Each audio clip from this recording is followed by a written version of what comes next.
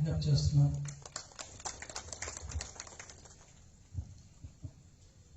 కమ్యూనిస్ట్గా జీవించాడు. కొంతమంది కమ్యూనిస్టులు అంటారు వీళ్ళు పిచ్చోళ్ళు. ఎందుకని పిచ్చోళ్ళు వీళ్ళు? ఓడిపోతుంటారు, ఓట్లు రావు, సీట్లు రావు, అయినా మా జెండా అంటారు. చచ్చిపోయిందాక జెండా వదలము అంటారు. కొంతమంది అనుకుంటారు అసలు కమ్యూనిస్టులకు భవిష్యత్తు ఉందా? ఈ పిచ్చోళ్ళు ఎందుకు ఇంకా జెండా జెండా అని తిరుగుతున్నారు? ఆ సిద్ధాంతాలకు ఎప్పుడో కాలం జరిగిపోయింది. ఎప్పుడో భూస్వాములు ఉన్నప్పుడు, తెలంగాణలో నిజాం సర్కారులు ఉన్నప్పుడు, కష్టం బాధ పెరిగినప్పుడు, ఆడవాళ్ళను అవమానించినప్పుడు ఆ బాధ తట్టుకోలేక జనం కమ్యూనిస్టులు ప్రేమించారేమో తప్ప ఇప్పుడు ఇంకా కమ్యూనిస్టులు అవసరమే ఉంది. కమ్యూనిస్టులకు కమ్యూనిస్టుల ఎజెండాకు భవిష్యత్తు ఉందా అనేది అక్కడక్కడ చర్చ జరుగుతుంటుంది. బహుశా పైకి చెప్పకపోయినా ఇప్పుడు ఉండేవాళ్ళు కూడా చాలా మందికి ఆ మనసులో సందేహం ఉంటుంది, కమ్యూనిస్టులు ఇంకా ఉంటారా భవిష్యత్తుగా. కానీ సీన సాక్షి ఒక మాట మాత్రం చెప్పదలుచుకున్నాను. ఇక్కడ చర్చ జరగాల్సింది కమ్యూనిస్టులకు భవిష్యత్తు ఉందా అని కాదు, కమ్యూనిస్టు లేకుండా ఈ దేశానికి భవిష్యత్తు ఉందా అని చర్చ జరగాలి. అహంకారంతో మాట్లాడలేదు నేను. ఇంత చిన్న పార్టీ ఉన్నప్పటికీ వీడికి ఇంత అహంకారం ఏంటి, నేను లేకపోతే దేశమే లేదంటున్నాడు అని కొంతమంది అనుకోవచ్చు. అహంకారంతో చెప్పిన మాట కాదు, ఆలోచనతో చెప్పిన మాట. డాక్టర్ బిఆర్ అంబేద్కర్ ఏం చెప్పాడు? ఒక రాజ్యాంగాన్ని ఇచ్చాడు. ఆ రాజ్యాంగం ఏం చెప్పింది? డెమోక్రసీ గురించి చెప్పింది, సెక్యులరిజం గురించి చెప్పింది, ఆర్థిక సమానత్వం గురించి చెప్పింది, కులాల నిర్మూలన గురించి చెప్పింది. ఇవన్నీ ఎట్లా సాధ్యమవుతాయి? ఆర్థిక సమానత్వం అంటే ఏంటి? ఆర్థిక సమానత్వం అంటే అందరూ మాట్లాడచ్చు. ఆర్థిక సమానత్వం అంటే కొన్ని స్కీములు కాదు, కొన్ని దానాలు ధర్మాలు కాదు, ఎప్పుడు నా చెయ్యి కిందే పెట్టి పైనుంచి వచ్చే దానం కోసం ఎదురు చూడటం కాదు ఆర్థిక సమానత్వం అంటే. ఆర్థిక సమానత్వం అంటే ఎవడి దానమో, ఎవడి ధర్మమో, ఎవడి పథకమో లేకుండానే నేను, నా కుటుంబం, నా పిల్లలు హాయిగా బతకగలిగే ఒక హక్కు, హాయిగా బతకగలిగే ఒక సౌకర్యం నేను సాధించగలిగినప్పుడు అది ఆర్థిక సమానత్వం.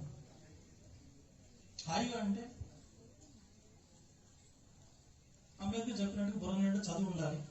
అంటే ఏ పేదవాడైనా సరే తను కోరుకున్నంత చదువుకోవాలి. ఒక డాక్టర్ కావాలి అని కోరుకుంటుంది, ఒక దళితుడికి, ఒక పేదవాడికి, ఒక గిరిజనుడికో. కానీ భారతదేశంలో ప్రతివాడు డాక్టర్ కాలేడు. ఒక 10 కోట్ల 5 కోట్ల ఉంటే డాక్టర్ కాగలుగుతున్నాడు, వాడికి బుర్ర ఉన్నా లేకపోయినా. అట్లా కాకుండా ప్రతి పేదవాడు తను ఏం చదవదలుచుకున్నా చదివే అవకాశం. అంటే బుర్ర నిండా చదువు, ఒంటి నిండా ఆరోగ్యం.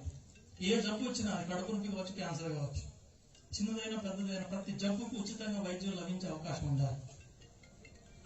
చదువుకోవాలంటున్నా చదువుకున్న ప్రతివాడికి ఉద్యోగం ఉండాలి. ఉద్యోగం అంటున్నా ఉద్యోగం ఉన్న ప్రతివాడికి సరిపడ జీతం ఉండాలి. ఈ ఉద్యోగము జీతం ఇవ్వలేని పరిస్థితి ప్రభుత్వానికి ఉంటే ఉపాధి కల్పించే ఒక అవకాశం ఉండాలి. ఒక లోను, ఒక బ్యాంకు, ఇంకొకటి చేసుకునేవాడికి భూమి ఉండాలి. భూమిలో పండిన పంటకు మార్కెట్లో ధర ఉండాలి. నువ్వు పెద్ద కులముడి, నువ్వు చిన్న కులముడు అనేది లేకుండా అందరూ సమానంగా ఉండే సామాజిక న్యాయం ఉండాలి. ఇవన్నీ ఎవరు చెప్పారు? అంబేద్కర్ చెప్పాడు, లేదా కార్ల్ మార్క్స్ చెప్పాడు, ఇంకెవరు చెప్పలేదు.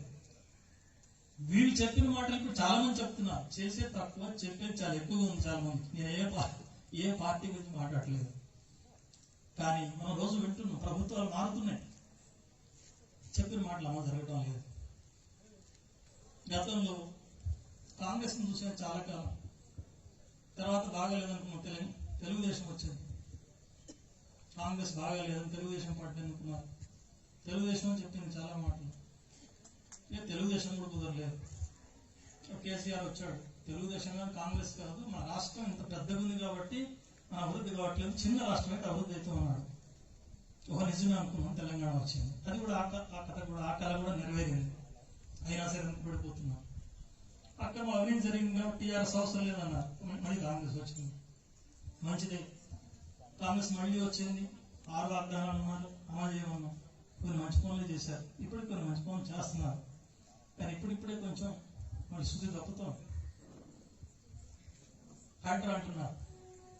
హైడ్రా మంచిదే. ఎప్పుడు మంచిది? ఒక అక్రమం జరిగితే దాన్ని ఆక్రమించిన వాడిని బయటికి లాగాడు, బిల్డింగ్ కూలగొడితే అది మంచిది. కానీ జరుగుతుంది ఏంటి? అక్రమార్కుడు ఒకడు ఉంటాడు, వాడు 100 ఎకరాలు ఆక్రమిస్తాడు. ఇస్తాడు, వాడు గవర్నమెంట్ ఆశ్రయిస్తాడు, వాడికి డబ్బు పెడతాడు.